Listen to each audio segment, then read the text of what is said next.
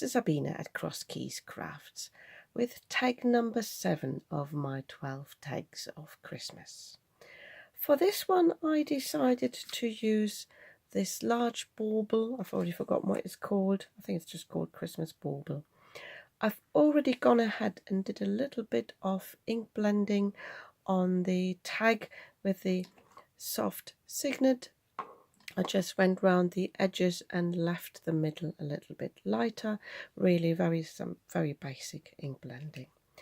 And I decided today to create a silver bauble that I will fussy cut and then put on top of this. I will also put some greenery around this. And for the silver bauble, I have got 2 pieces actually, because I haven't quite decided yet what I want to do. I have covered a piece of white cardstock very generously, because I thought I might have different tries, with my very pigmented silver watercolour, and I left that to dry. But I also thought I'm going to try to heat emboss, or stamp and heat emboss on this matte mirror silver card. I really like the look of that. So whichever turns out nicer will end up on my tag, but I'm sure I will use the other pieces. Yeah, and I decided rather than to stamp in black, which you can do on mirror card and on this one here, this will also sort of have some sort of resist. You can use archival ink if you want to do that, but I thought I'm just doing some silver heat embossing. I went for silver, by the way, because that's the traditional baubles that I grew up with on our Christmas tree, and yeah, I wanted to create something personal to me. So I'm just going to use my Versamark, and I'm going to ink this up thoroughly. If you're wondering, my ink pad is yellow from a craft project, which is still fine because I'm embossing in silver. I have bought a new one for when I'm embossing with clear embossing powder. So I have got no experience how much this water colour resists, because it's obviously lots of sparkle in it. So sticky enough, but I can't see anything.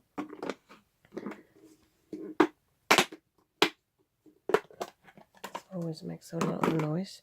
So I'm just dipping this in here. Oh, one thing I have forgotten, haven't done, is use my anti-static powder tool. So I don't know how much I'm actually messing this up now. Don't have a lot of silver anymore. I might have to top that up, but that worked okay. Can you see? So I'm doing the same on the other one.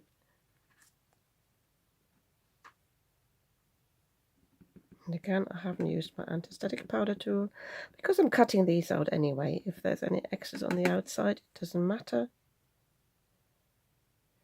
Be mindful, oh sorry, I'm going off camera here.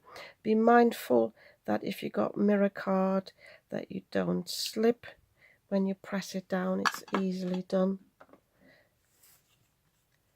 So that looks okay. Obviously, we could have gone in with a different color to have more definition rather than have silver on silver, but I wanted this more subtle look. Yeah, so if I've got a few specks on the outside, I'm not bothered about that. So I'm going to heat set these from the back. I'm going to heat up my heat tool first and then come in from the back so that I don't blow the powder away.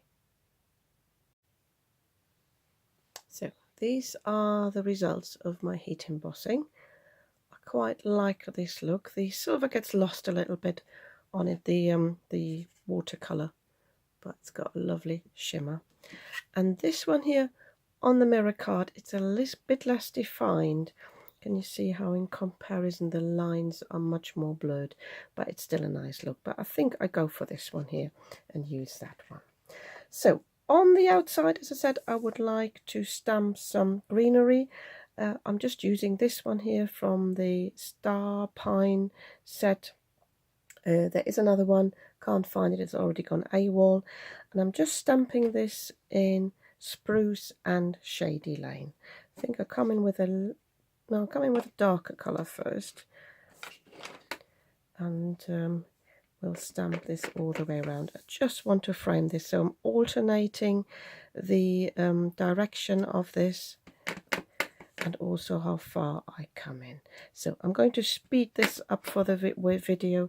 You will probably still hear the sound of my ink pad rattling.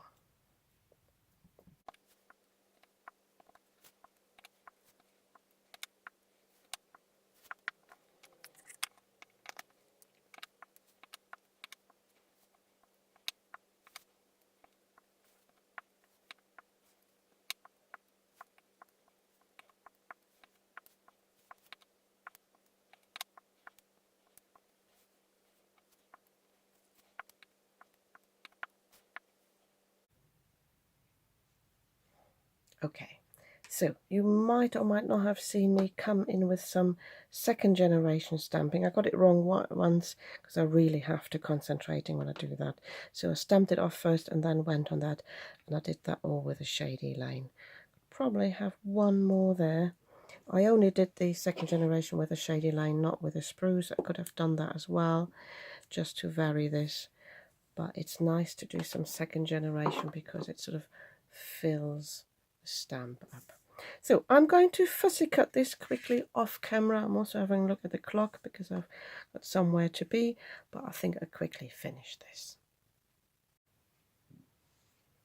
If you find you haven't fussy cut it perfectly, use a pen in the same colour as your ink blending or heat embossing, and I've got a silver sparkle pen, and just go round the edges and that will hide any imperfections. That's a useful tip, because it just takes away from the harshness of the white. There we go. So I'm a bit pressed for time, so I will continue this later after I've come back to where I need to go to, but for you obviously it will only be a few seconds. I am back, and I just placed my bauble here on the background, and I find it actually is a little bit too pale. I think it gets lost a little bit because of the colours I've chosen here. So I just decided I'm coming in with a red shimmer pen. These are some older Spectrum Noir ones. They work like a wink of Stella, but they've got colour in them. So I just thought I'm going to paint this in. The heat embossed areas will resist this ink. You can use any other pen. You can use an alcohol marker. I just grabbed the first pen that caught my eye. I'm just getting some kitchen towel from underneath the desk, and then I'm going to remove all the excess ink that was sitting on top of the embossing powder. See, quite a bit comes off there. So I've still got the shimmer from the silver ink. I've still got paint. I've still got the shimmer from the red pen, and I've obviously got the silver heat embossing. I think this is so much better and will pop nicely. So I have found some silver twine, and to attach this in this hole, I didn't dare poke the hole. I'm going to use this fancy tool. Let me just zoom out a little bit. I bought that after seeing some Calcott use that, and it's a really handy tool. It comes with 3 attachments. I'll just open that. Oh, it's a bit stuck now. It's fine when I open it before. Bear with me whilst I sort this off camera. Okay, that was really weird. One of these bits here had got stuck on the plastic because it actually lifts out when you open this up. So I hope I haven't ruined it now by trying to grab this bit here with my tweezers, but never mind. So you've got different sizes of these pokey tools, and what you do is you need a cutting mat underneath. I'm using the smallest one, and you just set it down on the piece, make sure you hold it firmly, and then you just press this down, and it does twist like a drill, and then you've cut the piece out. Should have zoomed in a little bit, apologies for that. But I think it's a really useful tool. It's from Xcut, and I bought it, you know, when you're in the middle of a piece of cardstock, especially a bigger one, and you need to punch a hole and you can't get to it with your normal hole punch, or my die cutting machine is a slim one, so I can't necessarily use a die to cut, then this is really useful to have. And not too dear either. I think it might even be linked in the description box below. So I can now feed my twine through this. I think I will tie a knot at the top here. Sorry, I'm going off camera there. Zooming out again.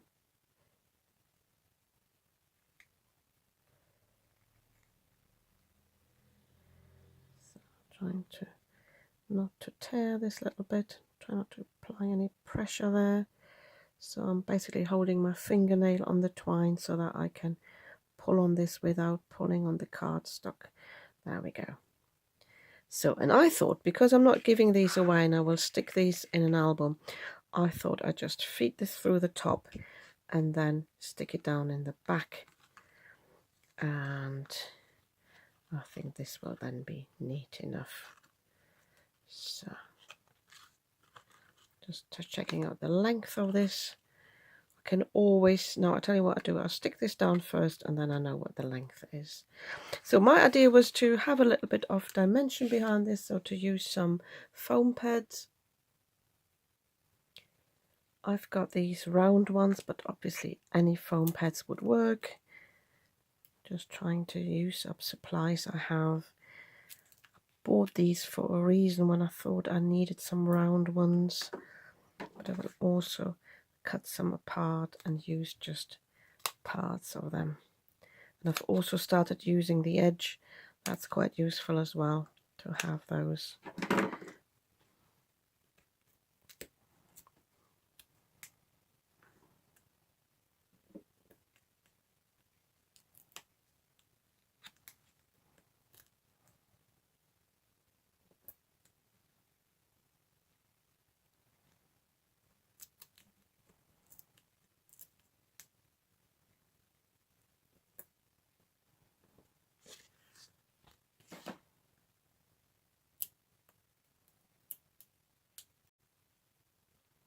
When I started taking the backing paper off, my phone stopped recording because I had too much footage on there.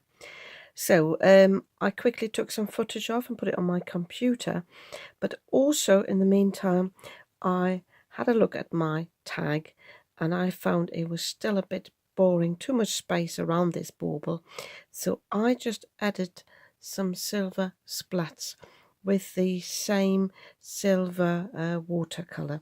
I just used my water brush here, that one that's got a water tank, and I just used that to spritz as well.